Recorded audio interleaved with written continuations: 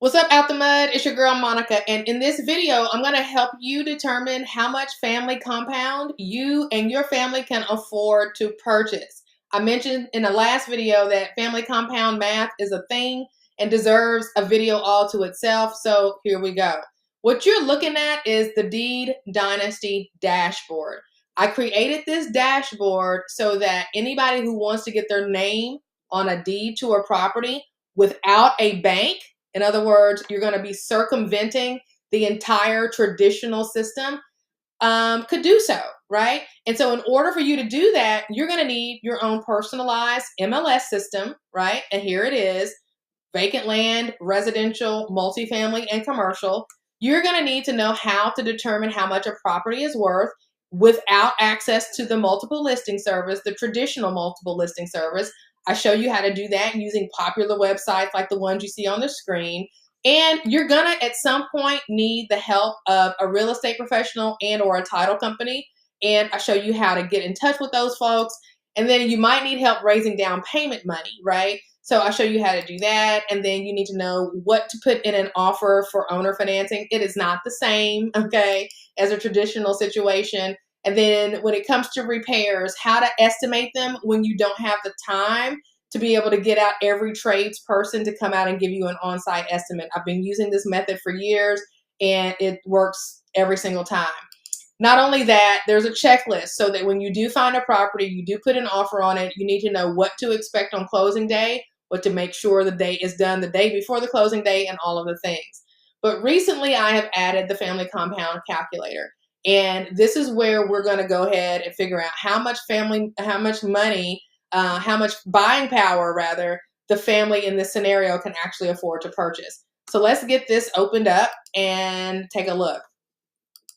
Okay, so we've got 10 people in this family compound scenario. Yours may be more or maybe less.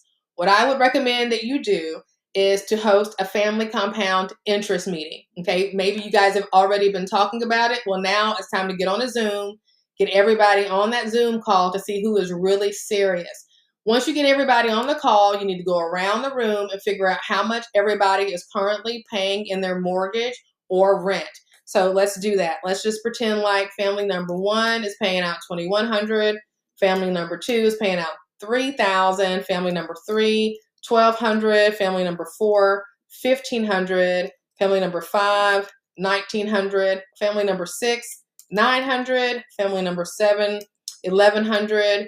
Number 8, let's say $1,700. Number 9, $1,000. And number 10, $1,050. Okay, so collectively in mortgage payments and or rent payments, this collective is paying out $15,450 a month.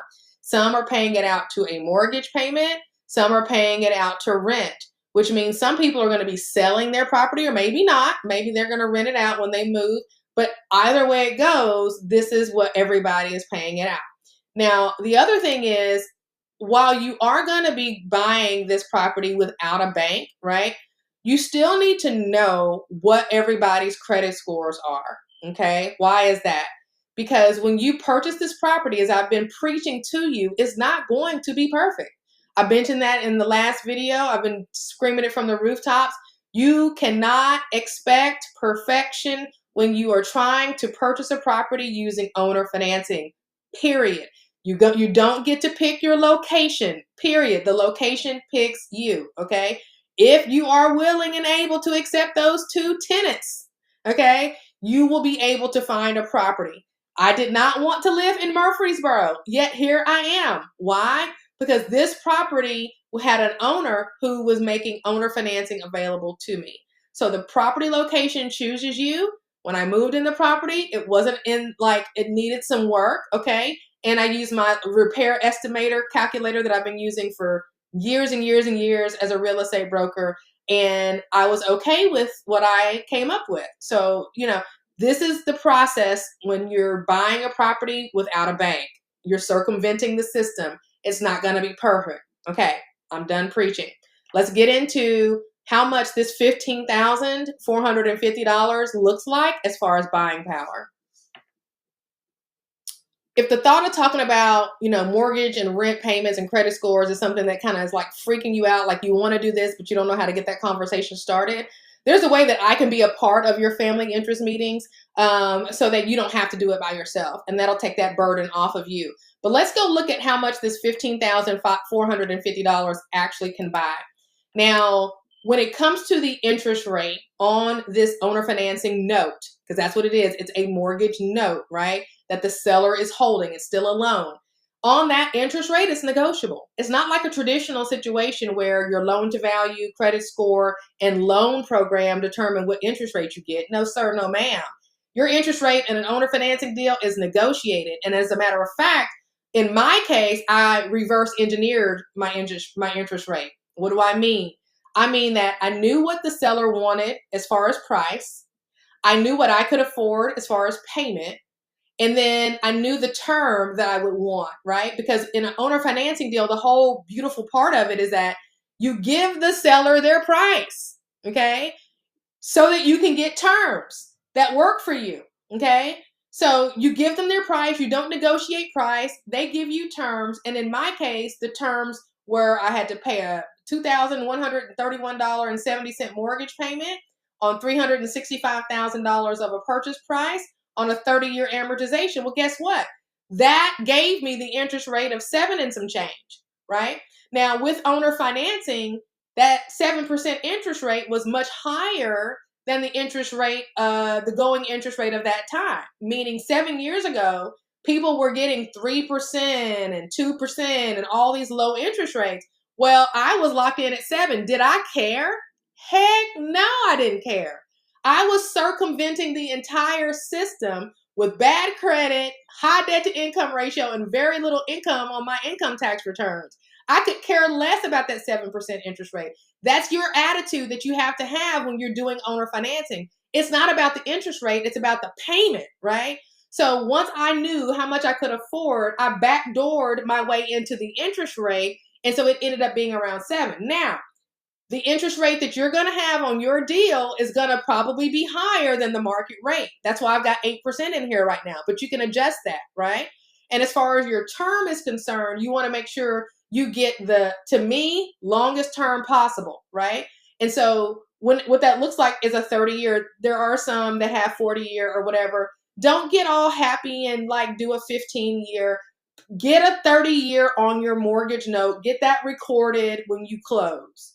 If you want to pay it off early, pay it off early, okay? But don't lock into a 15-year. Never do that, okay? Just make the 15-year payment. Lock in on a 30, make the 15-year payment. I said what I said. Fight me in the comments, okay? Back to this calculator.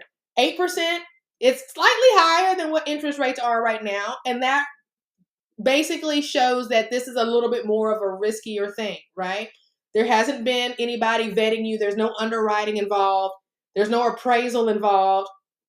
All of the normal things are gone. So because of that, it's slightly higher risk. So you're going to have a slightly higher rate. Now, my rate is 7 and some change, but my point is to you that 7 years ago, it was a high interest rate. But today, guess what? It's not. Not as high as it was 7 years ago. So the market interest rates have changed and they have increased, which makes my owner financing rate, the one that I got now, I ain't mad at it. I wasn't mad at it then because to me, it didn't matter. It's not about rate. Don't focus on interest rate, okay, with owner financing. So 30-year term, that means that $15,450 will buy $2.1 million, okay? So this is the kind of thing that you need to do to figure out how much family compound that your family can afford to purchase. And when you do that, now you can go out and start looking. Now, if you're in my family compound newbies group, right, then I'm going to help you be able to find those properties. And then the other piece is having the credit score people on deck, because those properties are going to need some aspect of development, right? And so I mentioned to you that if you needed my help going to talk to people about this whole situation, getting their information, I would love to be a part of your family compound interest meetings. When you and your family are ready to circumvent the entire traditional real estate system and purchase your own family compound, grab this family compound blueprint. This is the introductory pricing. However, while it's at the introductory pricing level, I would definitely encourage you to take advantage of the coupon code Fixer Upper. If you enter Fixer Upper and then click apply, it will give you 50% off of that introductory pricing. Also, there are some payment plan options through Afterpay. I think Afterpay will allow payments as low as $41 a month, and then Klarna is, I think, going to be as low as $44 and some change a month. But bottom line is, it's going to be everything you need in order to circumvent the system to purchase a family compound without a bank, right? And the community that comes along with it is something that you can be a part of as long as it takes for you to do that, to get that to happen. But the big piece is me getting you and your family together at the beginning, those 2 Zoom meetings. And so that's kind of one of the most important things that I wanted to point out. I hope you guys get this. I hope you guys take this and run with it. And even if you don't get the blueprint, now you know exactly how to go about figuring out, okay, how much can we afford and what does that look like as far as buying power? All right, I'll see y'all in the next video. Peace.